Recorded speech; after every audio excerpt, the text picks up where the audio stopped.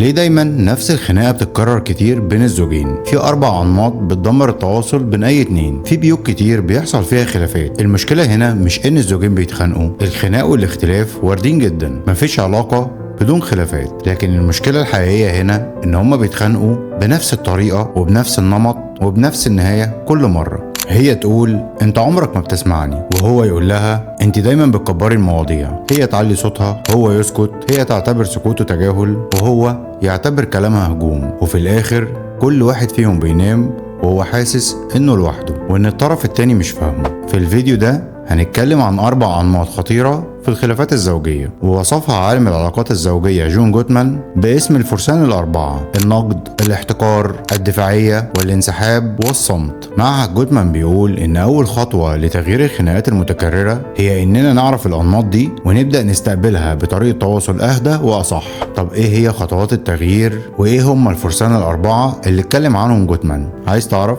هقولك. بس قبل ما اقولك ما تنساش تتأكد انك عامل لي فولو وسبسكرايب علشان يوصلك كل جديد.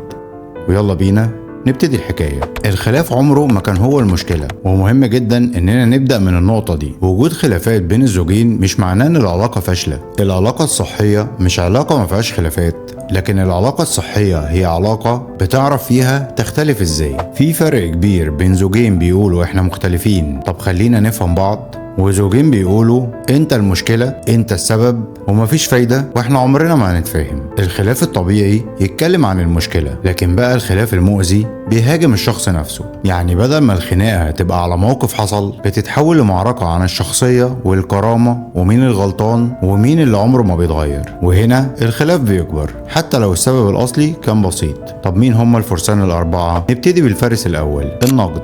النقد هنا مش معناه انك تقول في حاجة مضايقاك، لا ده حقك طبعا. من حقك تقول انا متضايق، انا زعلان، انا محتاج منك حاجة، التصرف ده وجعني. لكن النقد اللي بنتكلم عنه هنا انك تحول الشكوى لهجوم على شخصية الطرف التاني. يعني بدل ما تقول انا اتضايقت انك اتأخرت من غير ما تطمني، فتقول انت اناني وعمرك ما بتحس بيا. خد بالك هنا من الفرق. الجملة الأولى بتتكلم عن موقف اتأخرت وما طمنتنيش وده ضايقني، لكن الجملة التانية بتهاجم الشخصية، انت اناني، انت عمرك ما بتحس. ولما الانسان بيسمع هجوم على شخصيته غالبا مش بيسمع الألم اللي تحت الكلام، هو بيسمع اتهام. فبدل ما يقول انا فاهم انك اتضايقت، فيبدأ يدافع عن نفسه ويقول انا مش اناني، انت اللي بتكبري الموضوع، هو انا كنت بعمل ايه يعني؟ ما انا كنت مشغول. وساعتها المشكلة الاصلية بتختفي ونبدأ خناقة جديدة. مين الغلطان؟ مين الظالم؟ ومين دايما اللي بيعمل كده؟ يعني بدل ما بنتكلم عن التأخير بقينا بنتكلم عن الشخصية، وبدل ما بندور على حل بقينا بندور على مين يكسب الخناقة. البديل العملي: بدل ما تبدأ الهجوم جرب تبدأ بجملة فيها أنا. يعني تقول أنا حسيت بكذا، أنا اتضايقت لما حصل كذا، أنا كنت محتاج، أنا قلقت لما، ممكن المرة الجاية. هديلك مثال: بدل انت اناني وعمرك ما بتسأل فيا، قول انا قلقت لما اتأخرت وما بعتليش، انا كنت محتاج رسالة بسيطة منك تطمني، ممكن بس المرة الجاية تبعتلي حتى لو كلمة. الجملة دي مش معناها انك بتتنازلي عن حقك، ومش معناها انك بتدلع الطرف التاني، هي بس بتقول نفس المعنى بطريقة تخلي الطرف التاني يقدر يسمعك من غير ما يحس انه بيتهاجم. دي مش مثالية، دي طريقة بتقلل الدفاعية وبتزود فرصة ان الحوار يكمل بدون ما يتحول لخناقة. الفارس التاني: الاحتكار. الاحتكار اخطر من النقد. النقد بيقول انت عملت حاجة غلط، لكن الاحتكار بيقول انت اقل مني، انت مش فاهم، انت تافه، انت ما تستاهلش الاحترام. والاحتكار مش لازم يكون شتيمة مباشرة، ممكن يظهر في السخرية، في تقليب العين، يعني تقعدي تبصي له كده من فوق لتحت، وفي التهكم، وفي التقليد، وفي نبرة الصوت، وفي الإهانة، وفي إنك بتكلم الطرف التاني كأنه غبي أو طفل صغير. زي مثلا لما تيجي تقولي له طبعا ما أنت فاهم كل حاجة، يا سلام على النضج، هو ده تفكير واحد مسؤول؟ أنت أصلا ما بتعرفش تتحمل مسؤولية، أنا مش عارفة إزاي اتجوزتك، أنت آخر واحد يتكلم عن الاحترام. الكلام ده مش بيفتح حوار، الكلام ده بيكسر الكرامة. ولما حد يحس إن كرامته اتكسرت غالبا مش هيقول تمام تعالي نتناقش بهدوء، لا طبعا، ده يا اما يهاجم او هينسحب او هيسكت وهو شايل جواه جرح جديد. والخطر في الاحتكار انه بيحول الخلاف من احنا عندنا مشكلة الى اني انا احسن منك، انا فوقك، انت مش قدي. وساعتها العلاقة ما بتبقاش مساحة امان، دي بتبقى ساحة اهانة. البديل العملي: قبل ما ترد بسخرية اسأل نفسك سؤال مهم: هو انا دلوقتي عايز اوصل ألمي ولا عايز اوجع اللي قدامي؟ هو انا عايز اشرح احساسي ولا انا عايز انتقم؟ لو الهدف انك توصل ألمك، استخدم كلام مباشر وواضح وقول: انا مجروح من الموقف ده، انا حاسس اني مش متقدر، انا محتاج احترام في طريقة الكلام بالطريقة دي بيوجعني، خلينا نوقف النقاش دلوقتي لو هنتكلم بسخرية، انا مش قادر اكمل الحوار واحنا بنهين بعض. الفرق هنا كبير جدا. السخرية بتقول انا عايز اوجعك، لكن التعبير المباشر بيقول انا موجوع وعايزك تفهمني، ودي نقطة فارقة في اي علاقة. الفارس الثالث: الدفاعية بتحصل لما أي شكوى تتحول فورا لتبرير أو هجوم مضاد. يعني الطرف التاني يقول لك أنت نسيت تجيب الحاجة اللي أنا طلبتها منك، فأنت ترد وتقول: ما أنا طول اليوم تعبان وأنت كمان بتنسي حاجات كتير. أو تقول: أنت شايفة نفسك يعني ما بتغلطيش؟ أو تقول لها: ما هو أنت بتطلبي الحاجات في وقت غلط.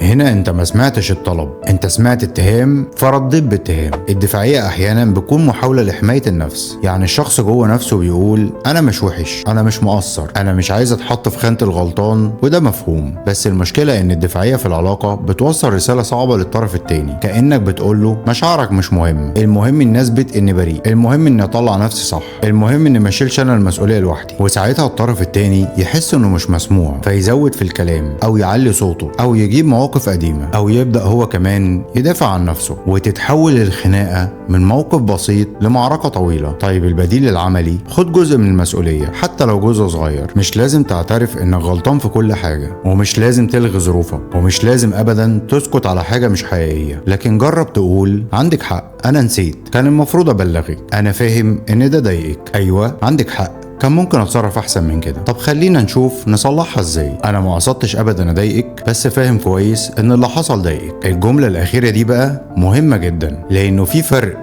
بين النية والاثر. ممكن جدا تكون نيتك مش وحشة، ولكن تصرفك وجع الطرف التاني. النضج انك تقدر تقول انا ما اقصدش اوجعك، بس شايف انك اتوجعتي، وده يهمني جدا. انك تحملت المسؤولية ده مش معناه انك شخص سيء، معناه انك ناضج كفاية تسمع اثر تصرفك على اللي قدامك. الفارس الرابع: الصمت او الانسحاب. الصمت احيانا بيكون احتياج للهدوء. في ناس لما بتتوتر عقلها بيقف، مش بتعرف ترد، ومش بتعرف ترتب كلامها، ومش بتعرف تواجه وهي مضغوطة، وده مفهوم. لكن في فرق كبير بين الصمت علشان اهدى والصمت علشان اعاقب. في فرق كبير بين انك تقول انا محتاج 20 دقيقة علشان اهدى ونرجع بعد كده نكمل، وبين انك تختفي، تطنش، تقفل الكلام، ما تردش، وتسيب الطرف التاني يتكلم لوحده، وتستخدم السكوت كأنه عقاب. جون جوتمان بيعتبر الانسحاب او الصمت واحد من الانماط الاربعة المؤذية في الخلافات، لانه بيوقف التواصل تماما، وبيخلي الطرف التاني يحس انه مرفوض او عاجز. الشخص اللي بيتكلم يحس انه مش مسموع، والشخص اللي ساكت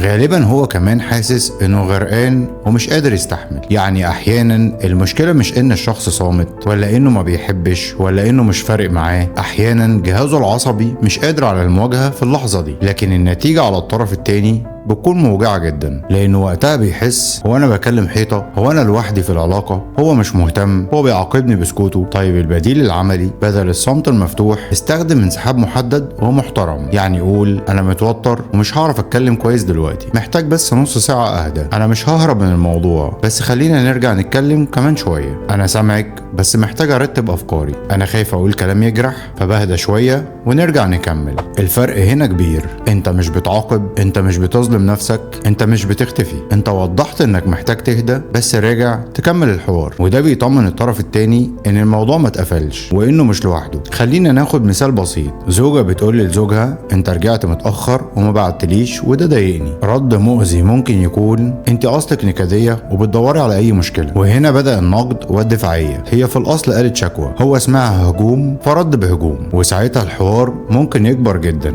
هي تقول له انا نكدية، طب ما انت اصلا عمرك ما بتحس، وهو يقول لها وانت عمرك ما بتقدري ظروفي. هي تقول ايوه طبعا، ما انا دايما الغلطانة، فهو يسكت، فهي تزيد، والموضوع كله يتحول لخناقة كبيرة. لكن رد صحي اكتر كان ممكن يكون معاكي حق، كان المفروض اطمنك، انا اتأخرت في الشغل ونسيت ابعتلك، لكن المرة الجاية اكيد هبعتلك رسالة. الجملة هنا بسيطة لكن تأثيرها كبير. طيب ليه؟ لانك قلت 3 حاجات: انا سامعك، انا شايف ان تصرفي ضايقك، هحاول اعمل حاجة مختلفة المرة الجاية. هنا الخناقة ما تحولتش لمعركة كرامة، والموضوع كله فضل في حجمه الطبيعي. عايزك تعمل تمرين بسيط: هات ورقة او افتح ملاحظات الموبايل واكتب اخر خناقة حصلت بينك وبين شريكة حياتك. مش لازم تكتب كل التفاصيل، اكتب بس الخناقة بدأت منين، كل واحد قال ايه، وانتهت ازاي. وبعدين اسأل نفسك 4 أسئلة. هل انا استخدمت نقد؟ يعني هل انا هاجمت شخصية الطرف التاني بدل ما اتكلم عن الموقف؟ هل انا استخدمت السخرية او الاحتقار؟ يعني هل انا اتكلمت بطريقة فيها تقليل او اهانة؟ طب هل انا دافعت عن نفسي بسرعة قبل ما اسمع؟ يعني هل كنت مركز اطلع نفسي صح